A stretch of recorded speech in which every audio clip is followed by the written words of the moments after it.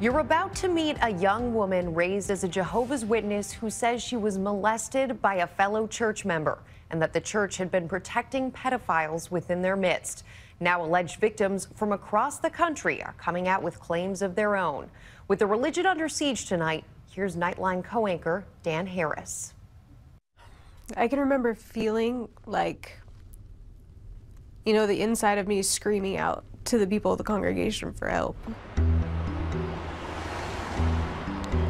This is the story of Conti, a young woman stepping out of the shadows to take on the all-male leadership of a wealthy, secretive religion. On behalf of the North Fremont Congregation of Jehovah's Witnesses, who she says failed to protect her from a predatory pedophile. Just kind of screaming out for somebody to come protect me. What most of us know about the Jehovah's Witnesses is that they may have knocked on our door as part of their global proselytizing campaign, celebrated in church videos like these. Bringing solace to millions in a troubled world. But now Conti is out to prove that there is a dark side, that church leaders, ensconced in their New York City headquarters known as the Watchtower, have fostered a policy of silence on child abusers. Do not reveal the confidential talk of another. Some of whom have gone on to repeatedly reoffend. Do you remember your first impression of Jonathan Kendrick? He's just a big person. Found him very scary. When Candace was 9 years old, she says she was abused by a well-liked member of her small congregation in Fremont, California. While door-to-door evangelizing, which Candace would often do without her parents, she says Jonathan Kendrick began taking her to his house and molesting her. I don't really want to go into everything else because I don't want to have nightmares. Right. Understood. She testified that he abused her several times a month for what she says felt like 2 years. When you were a kid, why did you feel like you couldn't come forward? Bringing that up just would demolish the only people that I knew. I think I was scared too. Candace had nowhere else to turn. She says because of her beliefs, she grew up isolated. Do you remember what the church taught you about the world? Everybody outside of the Jehovah's Witnesses are pretty much walking dead. Like all Jehovah's Witnesses, she was taught that Armageddon is coming soon. There will be a new earth, a paradise earth. And that the only survivors will be true believers who will live in a heaven on earth. Growing up as a Jehovah's Witness, Candace didn't celebrate birthdays or Christmas, and she didn't make friends outside of the church. Anybody outside of the Jehovah's Witnesses could be used as a tool by Satan to pull you away from your Christian family. So it was only years later, after she'd grown up and left the church, when she found Jonathan Kendrick on the sex offender registry for abusing another child in a different congregation, and she finally decided to act. I felt really guilty for not doing anything so that this wouldn't have happened to somebody else.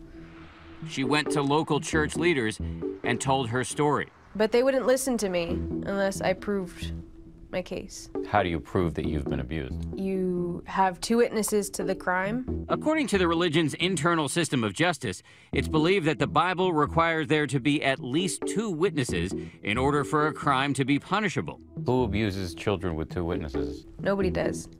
And that was precisely the point. The law is. So she went to the police instead. But with Kendrick denying the abuse, the police never brought charges, although they continue to investigate. Her next move was to sue the Watchtower itself. They need more than one lesson. She hired a lawyer, Rick Simmons, who had spent many years representing the victims of pedophile priests in the Catholic Church. If ever there was a group that needs the sun to shine on them, it's this one. Because when your doorbell rings on Saturday morning and your kid answers the door, you don't want that guy to be a child molester.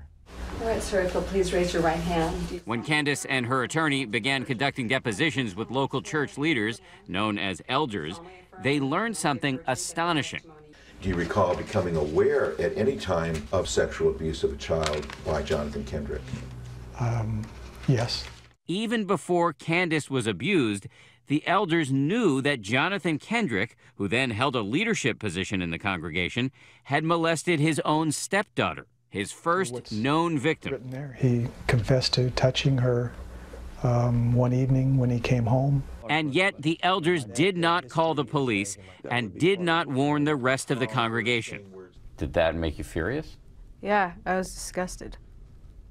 I was absolutely disgusted. It was more damage control at that point than saving somebody. What was the reason that the congregation was not notified? We don't make that public to the congregation. That's confidential.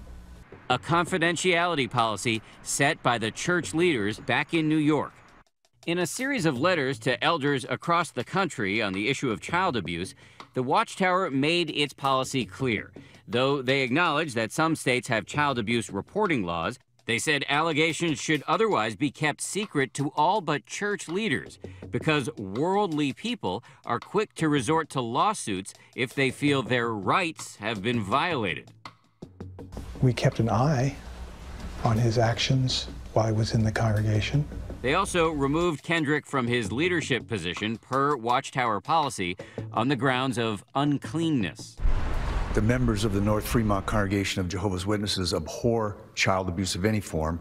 In court, attorneys for the church argued that it's not the responsibility of a religious organization to protect children from sexual abuse by other congregation members. The Jehovah's Witnesses are not a youth group. They said the church provides education to parents on the risk of sexual abuse, but they argued that Candace's alleged abuse never took place on church property. And they also questioned whether she was specifically assigned by the elders to go door-to-door preaching, known as field service, with Kendrick. The elders did their job spiritually, and I think that's all we can ask of these men. Thank you. The Watchtower denied our request for an interview, but sent us a statement peppered with Bible citations that said victims of child abuse have the right to report to governmental authorities and that the church won't stand in their way, adding that they do not shield abusers from authorities or the consequences of their actions. The jurors sided with Candace. One step closer, oh my gosh. In a landmark verdict in 2012, she was eventually awarded more than $15 million. The Watchtower is appealing the case. I felt wrong and I felt dirty. Candace Conti's victory has opened the floodgates. I just want him to be behind bars where he belongs. Apparently inspiring around 24 other alleged victims from across the country to file lawsuits accusing church leadership of covering up charges of abuse. Absolute silence to protect itself from scandal. But as these alleged victims muster the courage to tell their stories, their alleged abusers, like Jonathan Kendrick, are steering clear of the spotlight. Okay, this is his street. We're pulling up to his house. He was absent from the trial, and he denied our repeated requests for an interview. So we went to see him. Mr. Kendrick, my name is Dan Harris. I'm from ABC News. Can we talk to you about Candace Conti? My statement is this. I've never been alone with Candace Conti. I never molested Candace Conti. Do you really think she's just making this up? What do you mean, think? I just told you. You never did any field service with her alone? Never. I've never... Okay, get this right. I've never been alone with Candace Conti. Ever. Never have I been alone with Candace Conti. Kendrick strongly denies it. I'm sure that's the smart thing for him to say. But do you expect honesty from a child molester?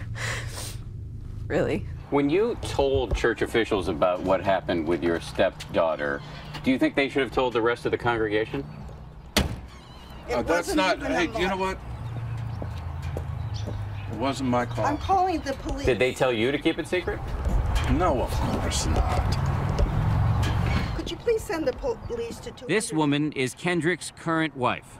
Well, there's newspaper people here trying to get a story. You may remember that Candace only decided to step forward after learning that Kendrick had abused another child, a crime that landed him in jail for 7 months. That child, Kendrick's third alleged victim, was his wife's 7-year-old granddaughter. Can we ask you about the case with your granddaughter? No, you can't. Why not? Because it's none of your business. He paid for that crime. ABC News. Candace is now trying to move on with her life. She graduated from college, and recently got engaged. But she says she will continue fighting on behalf of all of the victims of child abuse. And it's not just me. I don't hold a monopoly on pain. And if we can change that momentum, instead of being victims, we can have our words speak for change, then this pain might be a little bit worth it. Since Candace's verdict, the church appears to have made some adjustments to its confidentiality policy when it comes to child abuse. But critics, including Candace, say it's not enough. And Jonathan Kendrick? He says he's still a member in good standing of the Jehovah's Witnesses. You know what? For Nightline, this is Dan Harris in San Francisco.